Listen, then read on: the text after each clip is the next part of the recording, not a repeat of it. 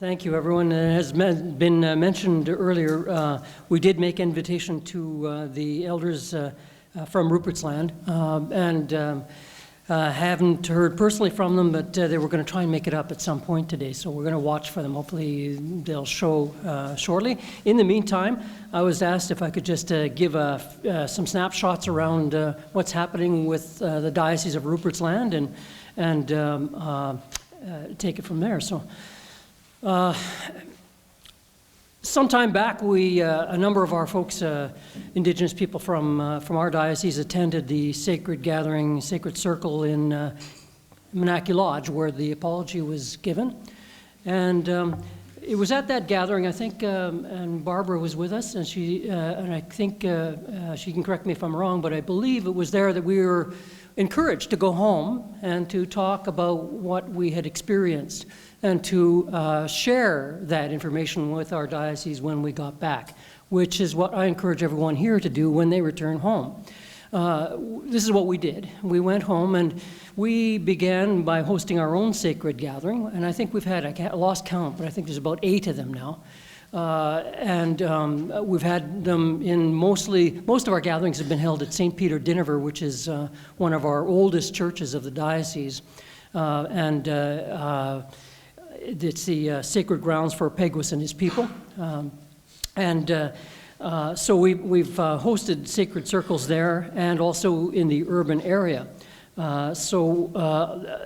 We have been trying to take all the things that we've been learning at the national gatherings and take them back home. The last sacred gathering that we hosted at St. Peter Dinaver had the theme of homecoming. So we were honoring our survivors from residential schools and welcoming them essentially back home to an environment of healing and welcoming and support. So that gathering produced a video, and we've been sharing that.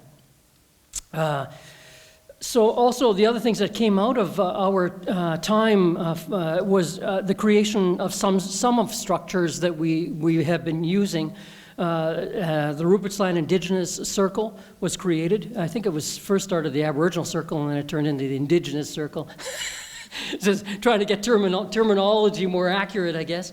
Out of that gathering, we met a number of times. But that body was met and purposed to be an advisory body for the Bishop of the Diocese of Rupert's Land on Indigenous issues.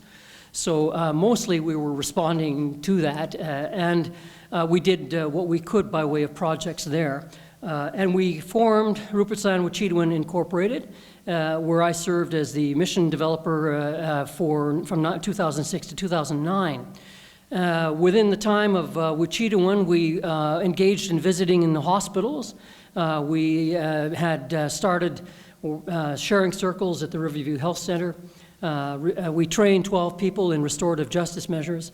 We created a diploma in spiritual and pastoral care from the University of Winnipeg, Faculty of Theology. We established a Day of Reconciliation, and we constructed a monument. One of our elders, Nelson James, raised this issue nationally when the survivors were looking at ways that they could honor the survivors of the schools. So we constructed a monument and was built there at on the grounds of the Canadian Museum for Human Rights. And if you're this close to Winnipeg, I'd encourage you to go and visit that site. The monument is just on the entrance to the museum itself. Each year we gather there and we remember the survivors. And it's the same time in the spring, I think, each year. We also have been a part of the Sisters in Spirit movement, and Barbara Shumsky has been very heavily involved in that. I don't think we did that march this year. We used to have a Mother's Day walk from downtown Winnipeg through to the Forks every year up until, I think, last year. We didn't host it this year, but we raised awareness on missing and murdered Indigenous women and children in the country, but specifically in Winnipeg. So the Sisters in Spirit movement is still in effect, and of course we still are doing what we can for support there. We also have I'm not sure whether it still exists, but we did have a sewing circle, and it operated out of St. Matthew's Anglican Church. And that was created to allow folks a way to be creative and to do some teaching and counseling at the same time, and some visiting with those who had some need. And so all of those things were ongoing since the last and came basically out of what we engaged in at this level at the National Church.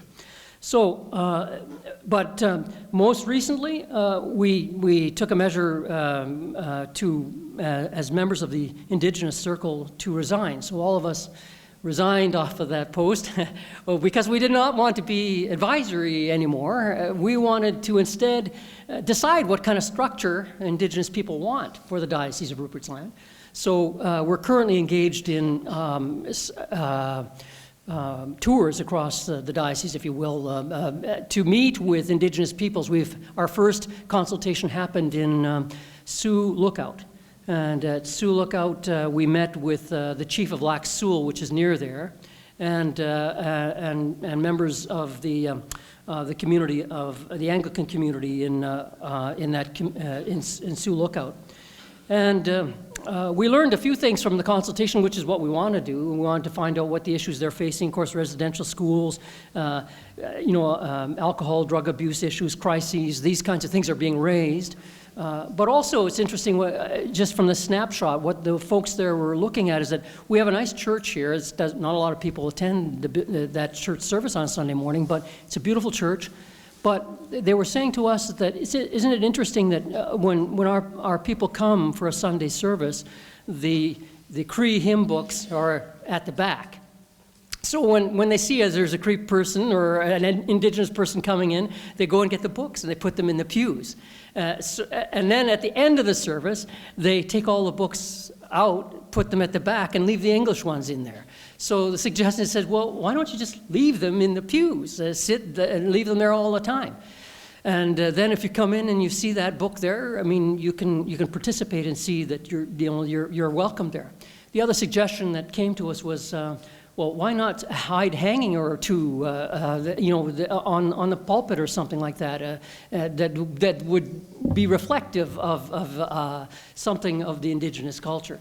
And then someone else suggested, well, why couldn't we have a reading in a different language? All good suggestions that their own community hadn't been really thinking about until we hosted this consultation.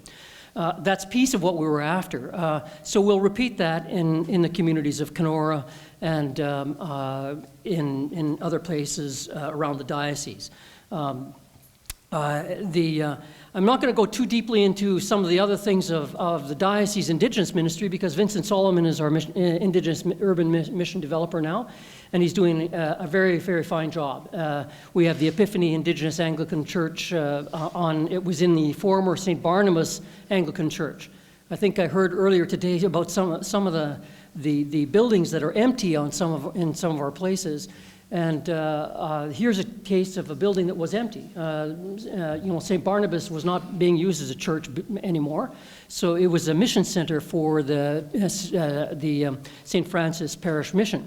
So we inquired, and they gratefully gave us that building, and that's where Vincent has been able to establish his mission.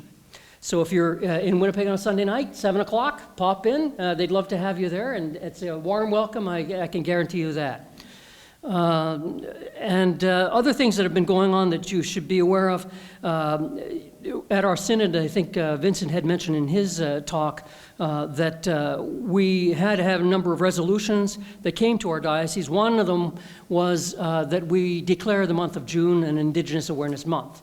We all know that the Indigenous Day of Prayer is June 25 or whatever in there, and of course we did do a service, and our service was at our Heritage Church, which is across in Polo Park in Winnipeg. It was built in 1853, So it's built ahead of Confederation.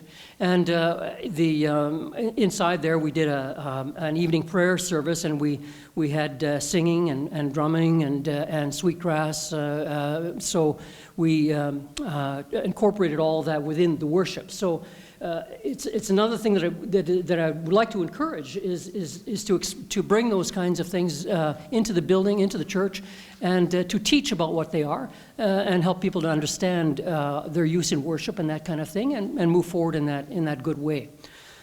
So we did that on the Indigenous Day of Prayer. And in the two churches I serve, one they're not Indigenous. I serve St. James Anglican and St. Stephen and St. Bede, which is an Anglican and a Lutheran parish. And so for our month, this is our second year of doing that, we had an evening where we had Ask an Elder. So we had a couple of elders come out, and we had a good turnout of people. And if you had a question concerning Indigenous ministry, ask an elder and see what you can learn. We had representatives coming in from the Truth and Reconciliation Commission to give an update on the calls to action. We had two documentaries, one which was excellent on a community in Saskatchewan where I believe it was a Mennonite community, if I remember right, in Saskatchewan that's been working with the First Nations who moved off the reserve, then came back to reclaim their land, finding that somebody was already on that land. And so they worked with that community, and it's a really good documentary on reconciliation of what it looks like in action. So I highly recommend that. We looked at two documentaries in that manner, and we had held a blanket exercise, not in the church, but in the St. James area. We hosted singer-songwriter, entertainer Ray St. Germain to raise some funds for the Indigenous mission for Vincent and his ministry. We had and we are gearing up for the Treaty Commissioner to come and visit us next year. We'll have probably an elder in residence next year.